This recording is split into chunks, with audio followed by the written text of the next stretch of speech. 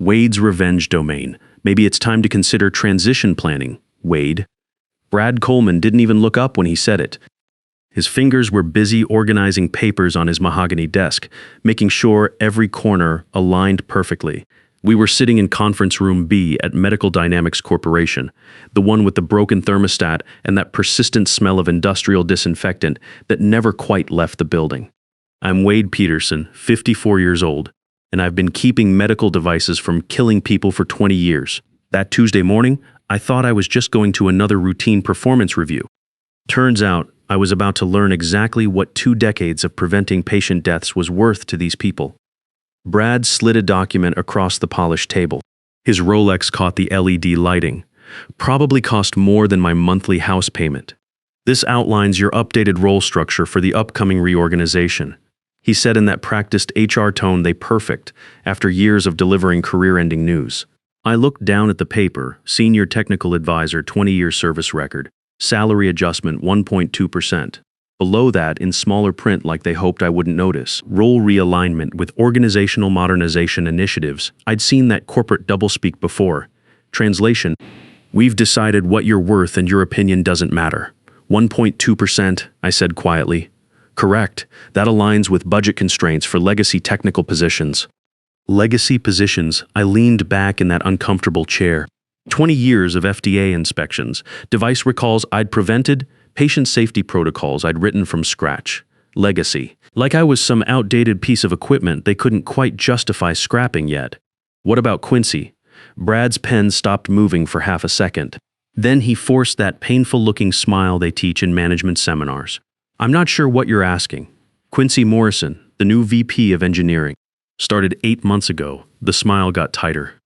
I can't discuss another employee's compensation package. Wade, you understand. He's making nearly double my salary, isn't he? Brad set his pen down carefully, buying time to formulate his response. Quincy brings different qualifications to the organization.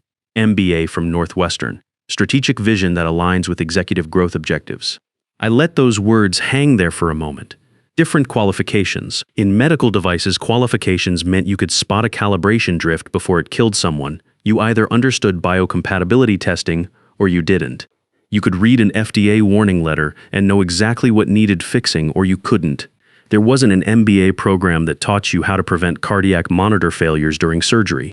And I have 20 years of building every safety protocol this company uses, I said evenly.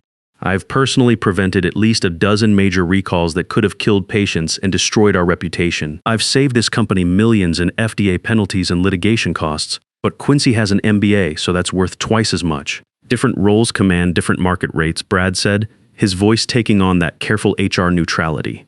Leadership positions are benchmarked against external compensation data. So keeping patients alive is worth half what a business degree is worth, even when that business degree comes with zero understanding of how our devices actually work. Wade, I understand you're frustrated. I'm not frustrated. I interrupted. I'm clarifying. Because it sounds like you're telling me that someone with zero understanding of FDA regulations, zero experience with biocompatibility testing, and zero contribution to actual patient safety is worth twice what I am. I just want to make sure I'm hearing that correctly. Brad folded his hands on the table. Professional, controlled, unmoved by logic or patient welfare concerns. We benchmark compensation against market data. Executive roles command premium compensation. Credentials matter. Translation: know your place. I thought about my daughter Sarah's cancer treatment bills, $180,000 over 2 years that insurance barely touched. I thought about the mortgage payments, $2,800 monthly on a house I'd planned to have paid off by retirement.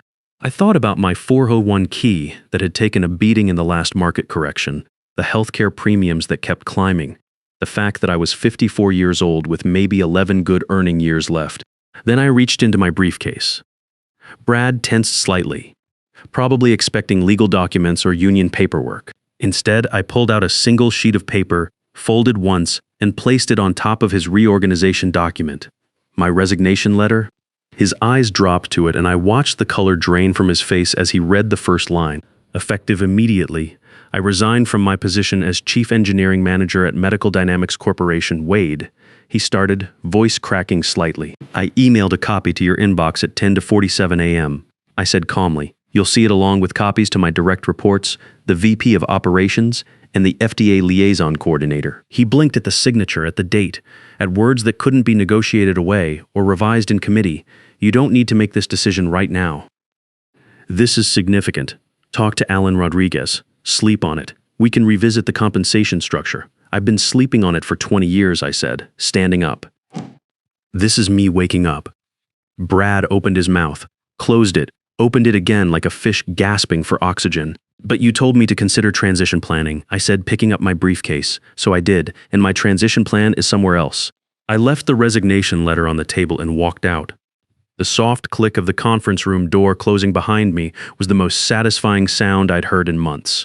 Let me back up and tell you how a quiet, underpaid engineering manager and one condescending sentence about transition planning turned into the most expensive 4 hours in medical dynamics history. My name is Wade Peterson. I'm 54 years old, divorced father of 2 grown kids. I don't have an MBA from Northwestern. I don't have connections in the C-suite. What I have is a mechanical engineering degree from State, 6 years working aircraft maintenance in the Air Force, and 20 years of institutional knowledge about medical device manufacturing, so complex that it required constant vigilance just to keep patients safe. The military shaped everything about how I approach problems. When you're responsible for keeping F-16 avionics operational in combat conditions, you learn that lives depend on systems working exactly as designed. You don't get to blame someone else when navigation systems fail during a mission. You don't get to make excuses when communication equipment malfunctions in hostile airspace. You fix it, document what went wrong, and make sure it never happens again. That discipline served me well when I started at Medical Dynamics in 2004, right after I finished my degree on the GI Bill. Back then, they were a mid-size medical device manufacturer trying to compete with companies 10 times their size. On paper, they produced cardiac monitoring systems for hospitals and surgical centers. In reality, they ran a collection of manufacturing processes held together with outdated quality protocols, manual inspections, and the desperate prayers of 2 overworked engineers. The company had contracts with major hospital systems across the Midwest. Their cardiac monitors tracked heart rhythms during surgery, detected arrhythmias in ICU patients, and provided life-critical data to emergency room physicians. When those devices failed, people died. It was that simple. My interview was with Alan Rodriguez, the VP of Engineering at the time, who'd built his career on actual technical work before getting promoted into management. He understood that medical device safety wasn't just about passing inspections and hoping for the best. "Can you keep our FDA compliance from falling apart?" he asked, gesturing at a whiteboard covered in process flow diagrams that looked more like a disaster plan than a quality system. "Depends," I said.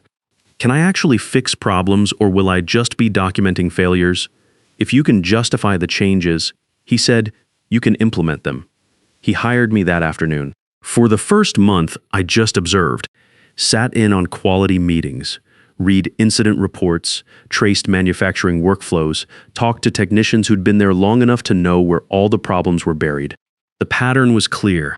Reactive management, no preventive monitoring, and documentation that was either missing or dangerously outdated. The second month, I started documenting failure patterns, not theoretical risks, but actual failures that had happened. Every time something broke, I wrote it down. What failed, why it failed, what the warning signs were, whether the fix actually prevented recurrence. I kept a physical logbook because digital documentation has a way of disappearing when budgets get tight or priorities shift. By the third month, I'd identified 18 critical vulnerabilities in our manufacturing process. I documented them, quantified the patient risk, estimated the cost to fix versus the cost of an FDA recall. When I presented it to Alan, he asked the only question that mattered: how much to fix all of this? 18 months of dedicated work, I said, and the authority to override shortcuts when marketing wants faster delivery. "You have both," he said. "I rebuilt the quality control system first because you can't prevent what you can't measure. Created monitoring protocols that showed not just whether devices passed inspection, but how close they were to failure. Calibration drift patterns, component degradation rates, process variation trends, all the early warning indicators that let you prevent disasters instead of just responding to them. Then I rebuilt the FDA compliance protocols properly. Real traceability, automated documentation, comprehensive validation testing. By the end of year 1, we had actual visibility into our manufacturing quality. By year 2, I'd trained 5 quality technicians on proper incident response. By year 3, I was the person everyone called when inspectors showed up. Not because I was officially responsible for FDA relations, but because I was the only one who'd seen these specific compliance patterns before. I became the institutional memory nobody wanted to admit they depended on, and for a while, that worked. The company grew. We added more hospital contracts, more complexity. Revenue increased from $75 million to $220 million during my tenure. The board was happy.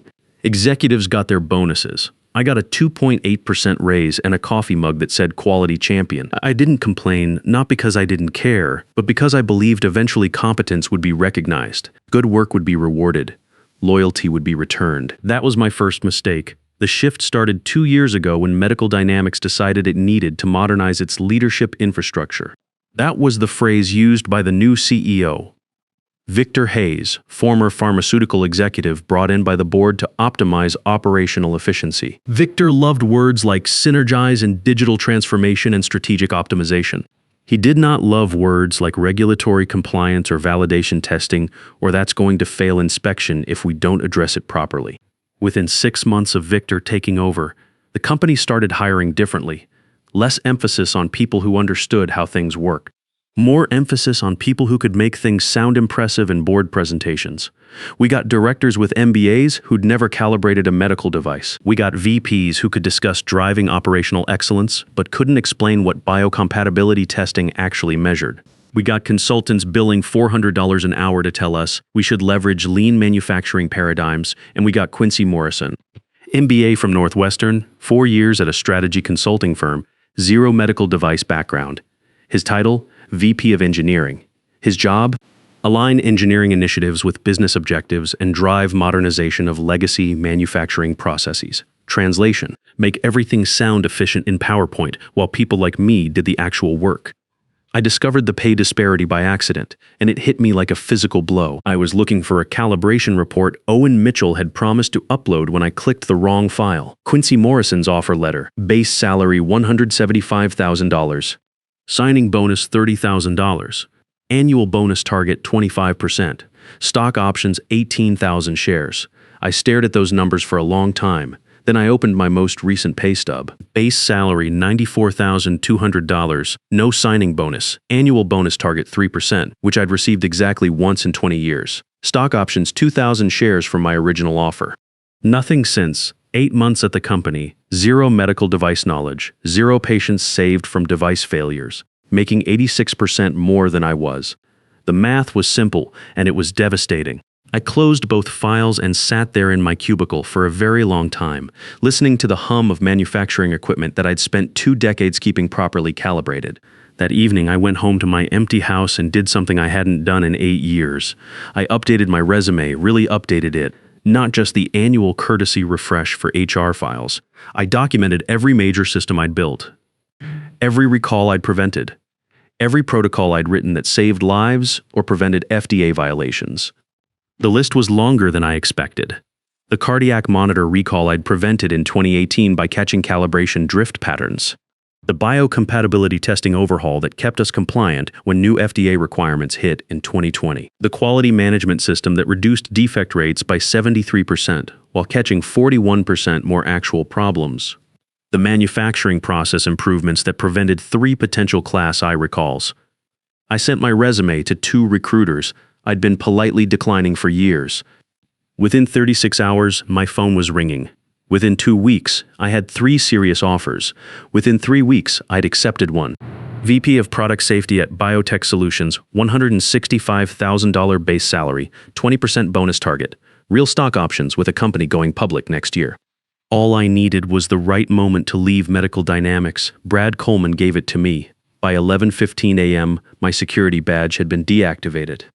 By 11:23 a.m., my system access was being revoked across all manufacturing databases.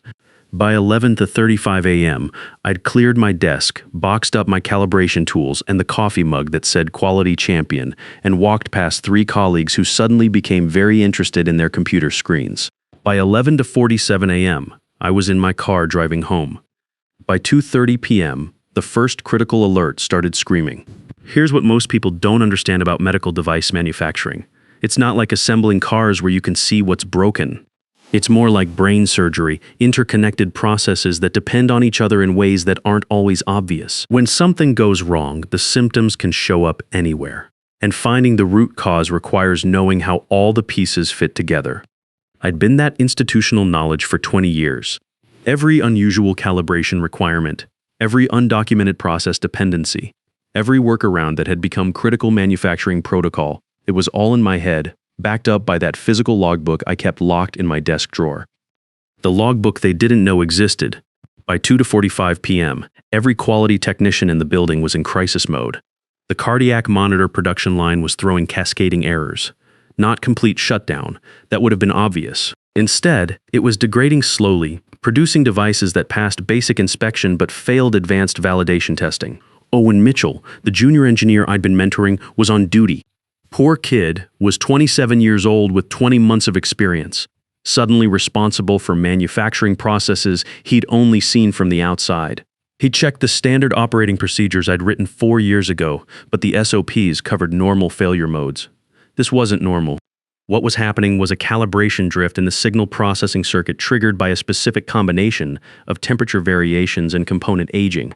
I'd seen it exactly once before, 16 months earlier during a particularly humid summer when our HVAC system was failing. I documented the solution in my logbook, along with the environmental monitoring protocols needed to detect it early. The logbook that was now sitting on my kitchen table, Owen escalated to Karen Walsh, our senior quality engineer.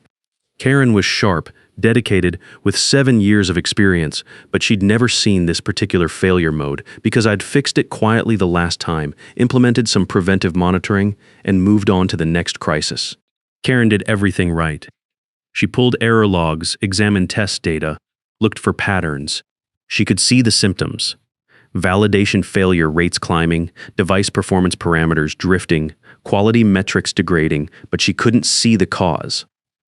At 3:20 p.m., Quincy Morrison walked into the quality lab. In my mind, I could picture him perfectly. Pressed slacks, button-down shirt, that slight smile that said he was about to solve everything with business process optimization. "Why is the production dashboard showing red?" he asked. "We're investigating a quality issue with the cardiac monitor line," Karen replied, not looking up from her diagnostic equipment. "Investigating doesn't help our delivery schedule. Can't we just recalibrate the test equipment?" I can only imagine the look Karen gave him. In medical device manufacturing, just recalibrate is like a surgeon saying just cut it out without knowing what it is. You can make things catastrophically worse very quickly. We need to identify the root cause first, Karen said. If we recalibrate without understanding the problem, we could mask a serious quality defect or create validation failures in shipped devices. How long will that take? I don't know. This isn't a standard failure pattern. Quincy pulled out his phone. "I'm calling Victor." Victor Hayes arrived 12 minutes later. I knew him well enough to picture his reaction, the carefully controlled expression that meant he was calculating financial damage. The way he'd scan the room to identify who he could blame if this became a regulatory problem. "Where's Wade?" he asked. The question I'd been waiting for. "He resigned this morning," Quincy said. "Over a compensation disagreement. I would have paid money to see Victor's face in that moment. You let him walk today." "I didn't let him do anything." Quincy said defensively he made an irrational decision. "Victor left immediately." I know because at exactly 2:47 p.m., 4 hours after I'd placed that resignation letter on Brad's desk, Victor Hayes was standing on my front porch, knocking on my door like someone whose entire world was collapsing. Which, technically it was. "Wade," he said when I opened the door. "No pleasantries, no small talk. We need you back immediately." I looked at him through the screen door. His normally perfect suit was wrinkled, tie loosened, hair disheveled. This was a man who prided himself on control, on having backup plans for backup plans. Seeing him rattled was almost worth 20 years of being undervalued. Almost. "I don't work there anymore," I said. "I know, but our cardiac monitor line is completely down. We've got hospital orders we can't fill. The FDA liaison is asking questions. Nobody can figure out what's wrong. That sounds like your problem, not mine." His jaw clenched.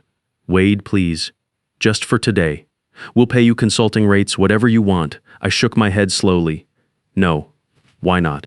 Because 4 hours ago, your company made it very clear what I'm worth to them. So now you get to learn what your manufacturing processes are worth without me." I closed the door and turned the deadbolt. Victor knocked 3 more times, each series more desperate than the last. Then I heard his footsteps retreating down my walkway, probably back to his car, back to a crisis that was getting worse by the hour.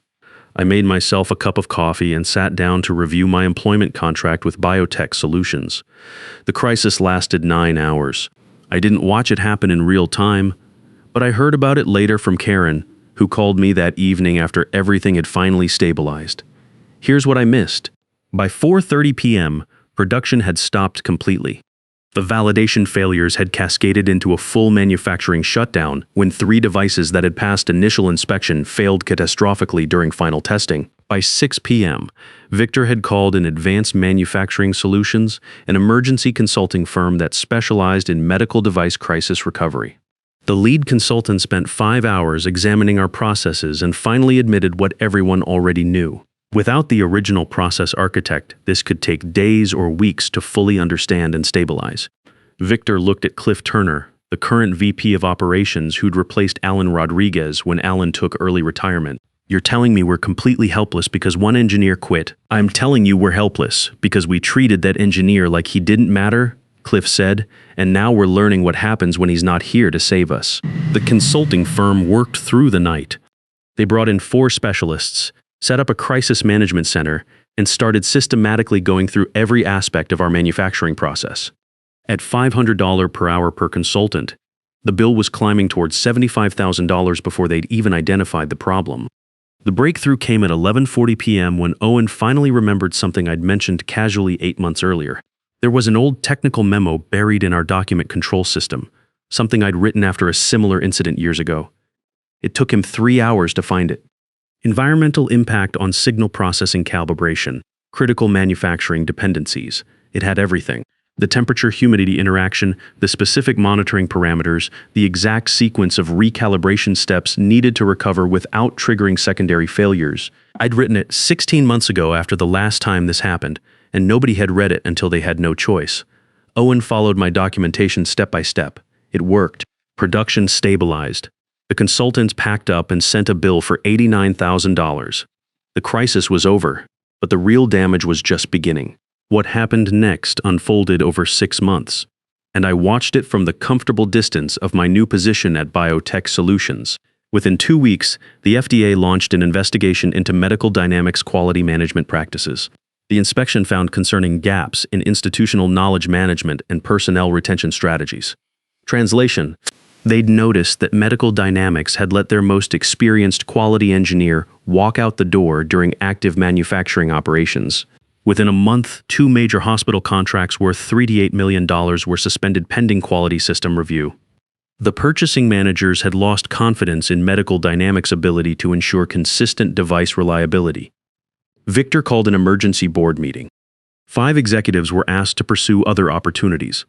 Quincy Morrison was quietly transferred to a strategic planning role with no budget and no staff. Brad Coleman was terminated for organizational efficiency, though everyone knew it was because he'd managed to lose the most valuable employee in the company over a $25,000 salary difference. Cliff Turner reached out to me 5 weeks after the incident. Professional email, carefully worded. He offered $14,500 base salary, 18% annual bonus, title upgrade to Director of Quality Systems, direct reporting to him instead of through the management layer. "I know we failed you," the email said. "I'm asking for a chance to make it right." I read it twice, then responded, "I appreciate the offer, but I've already started at my new company. I'm happy here. I hope you can rebuild your quality systems successfully, because I was happy." Biotech Solutions was everything Medical Dynamics wasn't. The CEO, Dr. Helen Foster, had spent 12 years doing actual research and development before moving into executive leadership. She understood that medical device safety wasn't a business problem you could optimize with strategic planning and cost reduction. "What's the worst quality failure you ever prevented?" she asked during my final interview. I told her about the cardiac monitor recall I'd stopped in 2018. How I'd tracked the calibration drift through multiple manufacturing lots and identified the root cause before any defective devices reached patients. She nodded slowly.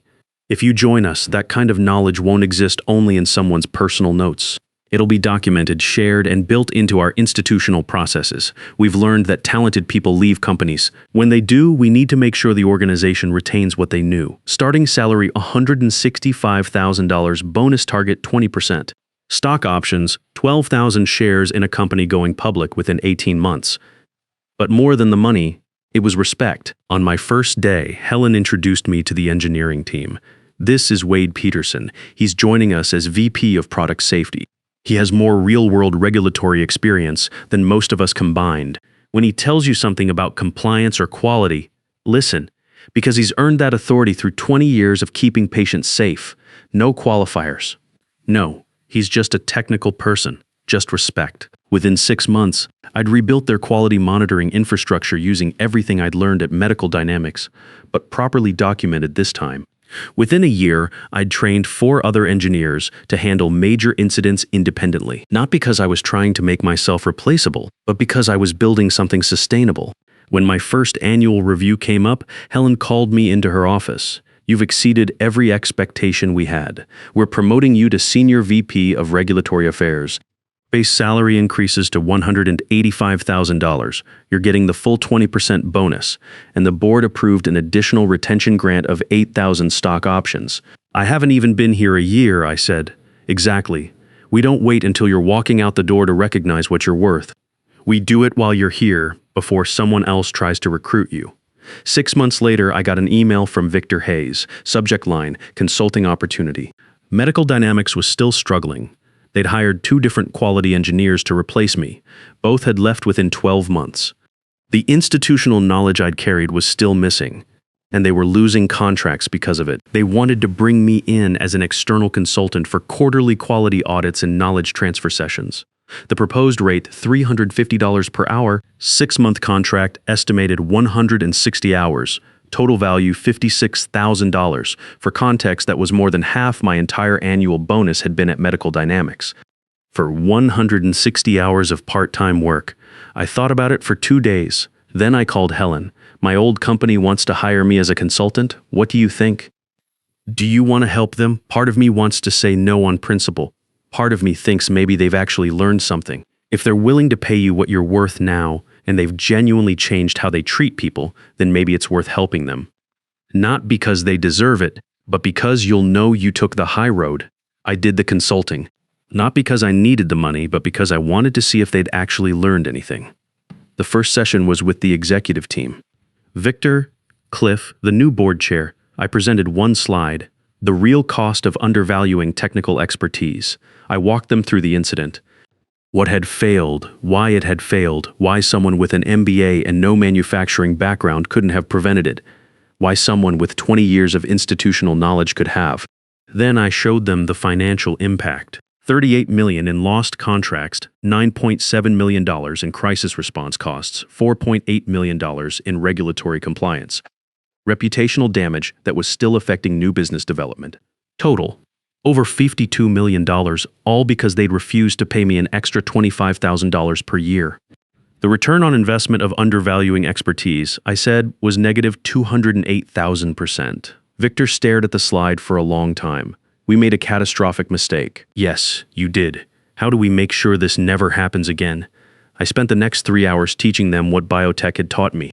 How to value technical expertise, document institutional knowledge, build systems for retention rather than replacement. Today, I'm still at Biotech Solutions.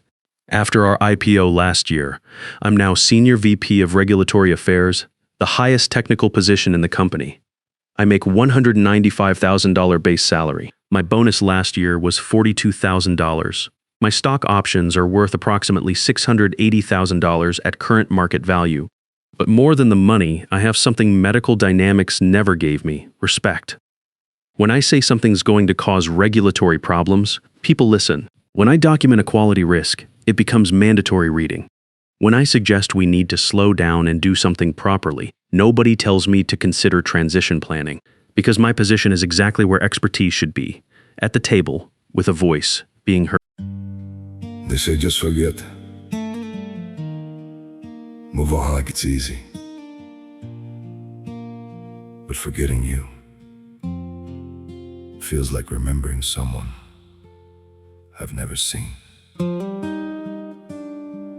I've been trying to erase you from the places in my mind, but the harder that I fight it, the more you're hard to leave behind. Every memory keeps slipping through the cracks I try to close, like a face I should remember, but somehow never know. Forgetting you feels impossible, like chasing something I can't hold, like trying to remember someone that I've never even known. I keep reaching through the silence for a past I can't undo, 'cause letting go of what we had feels like losing something true. Every moment turns to fragments, every thought just fades to blue, like I'm searching for a feeling that still only leads to you. Forgetting you feels impossible, like chasing something I can't hold, like trying to remember someone that I've never even known. I keep reaching through the silence for a past I can't undo, 'cause letting go of what we had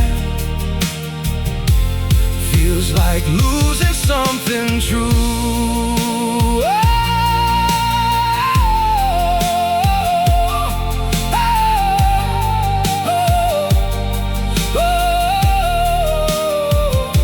If I never met you, maybe I would know just how to heal, but now every empty moment still reminds me what is real.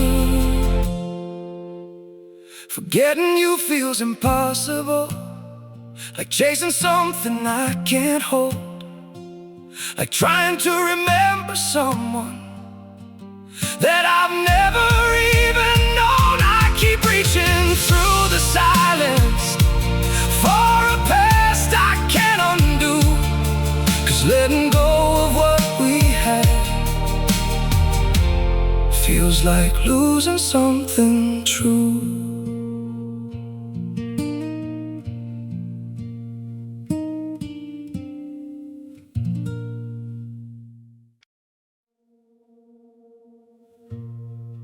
Don't pity me. My heart doesn't need your mercy. I can still stand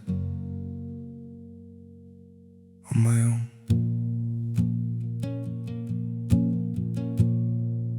I was broken by your leaving, fell deeper than I thought I would, but pain has taught me how to heal now and survive what once I couldn't.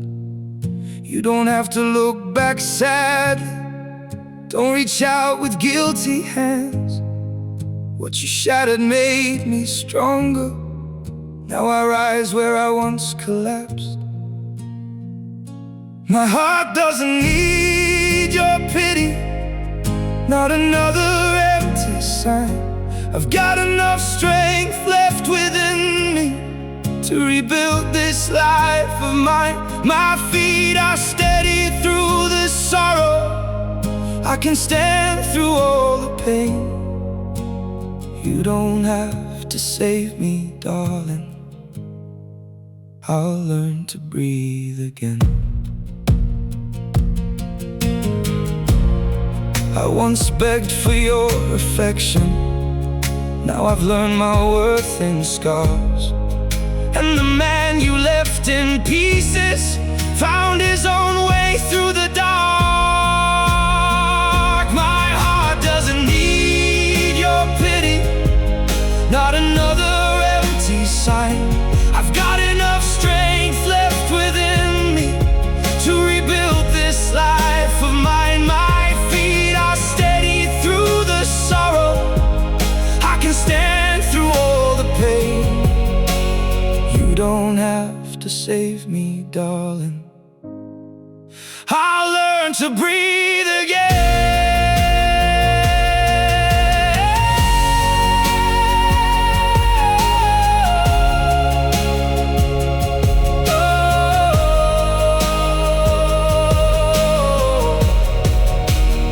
So keep your sympathy behind you. I don't need what's left undone. Sometimes losing who once broke you is how healing has begun. My heart doesn't need your pity, not another empty sign. I've got enough strength left within me to rebuild this life of mine. My feet are steady through the sorrow. I can stand through all the pain. You don't have to save me, darling. I'll rise alone again.